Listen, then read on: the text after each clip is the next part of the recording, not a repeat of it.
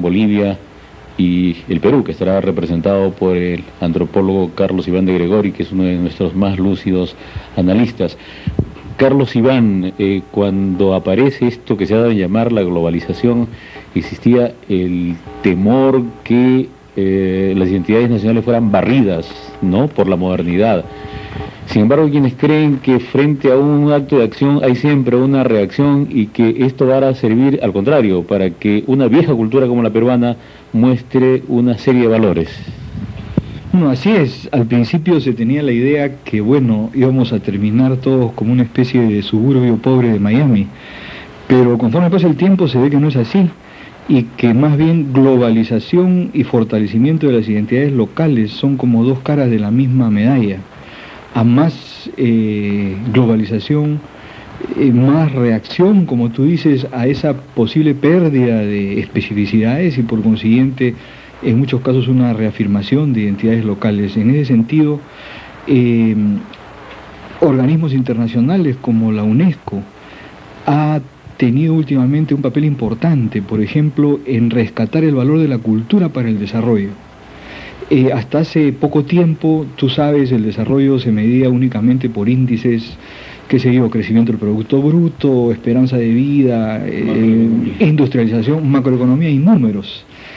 Sin embargo, sobre todo cuando se da el fenómeno de los tigres del Asia, se ve que no todo es macroeconomía, que la historia, que la cultura juega un papel importante. No se puede explicar el desarrollo de Japón, de China, de Taiwán, de Tailandia, etcétera, sin tomar en cuenta cuál ha sido su historia, y de esa historia toda una serie de elementos que ellos han ido creando.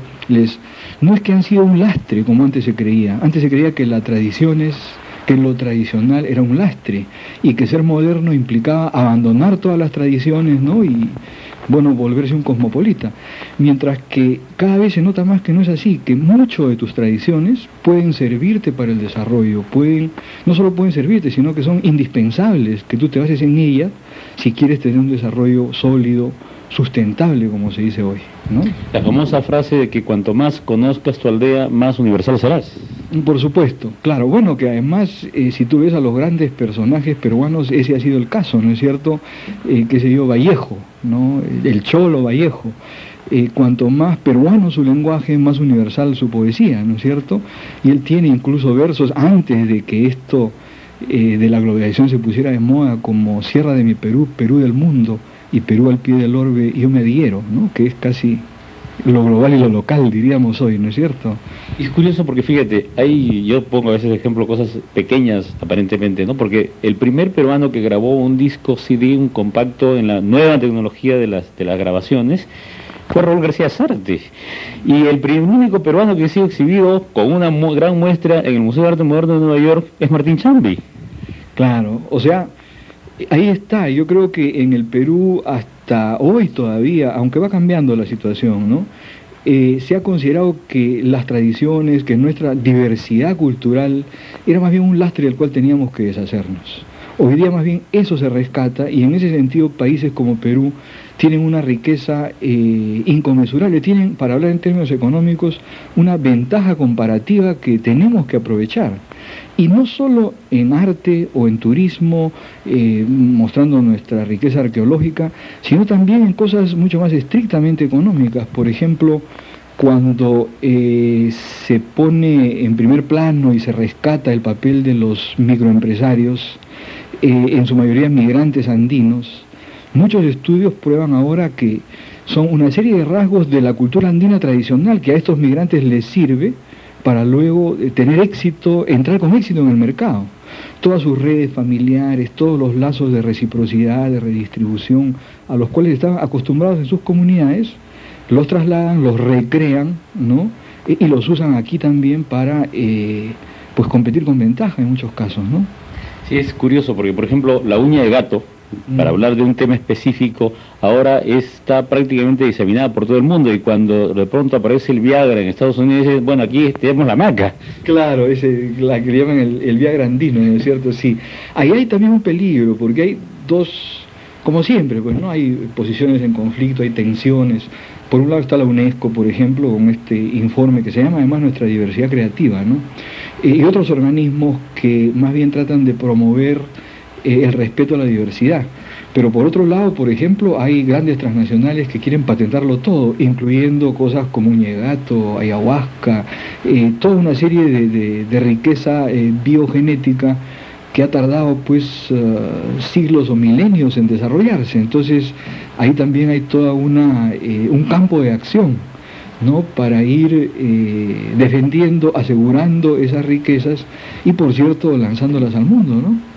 Tú que conoces tanto los aspectos diferentes de la cultura andina, ¿cuáles son digamos que los puntos que podrían recrearse, revalorarse y ser parte de ese desarrollo? Mira, yo mencionaría en primer lugar una ética del trabajo, porque a diferencia del cliché racista de los viejos tiempos cuando se decía el indio es flojo, en realidad hay toda una ética del trabajo producto de las condiciones en las cuales se ha desarrollado la economía y la agricultura en los Andes, que sirve mucho a los migrantes y a los que están en las zonas rurales. En segundo lugar, los lazos de reciprocidad indispensables para poder vivir en los Andes. Si tú te acuerdas, la familia Ingalls, por ejemplo, era esa familia solita en la pradera, ¿no es cierto?, que ahí su territorio es tan fértil que ellos solos se bastan. Aquí no. Aquí tienes que establecer lazos de cooperación para sobrevivir. Y hoy los lazos de cooperación son importantes en el mundo contemporáneo y en la economía contemporánea. El último libro de Fukuyama, el famoso autor de El fin de la historia, ¿no?, el último libro se llama Confianza. Los países o las sociedades o los grupos donde se desarrolla más la confianza pueden desarrollar más exitosamente una economía moderna, que necesita lo que se llaman reglas claras de juego. Entonces, eso, por ejemplo. Y luego, por cierto, yo rescato lo que podría llamarse la fiesta, pero no solo fiesta en el sentido de borrachera o de jarana, sino de reforzamiento de los lazos sociales, ¿no? Son momentos de alegría colectiva por un lado, pero que sirven también para reforzar lazos y reforzar confianzas, ¿no? Y por ahí ya nos vamos a manifestaciones culturales, pues, ¿no? El arte, la música, la danza,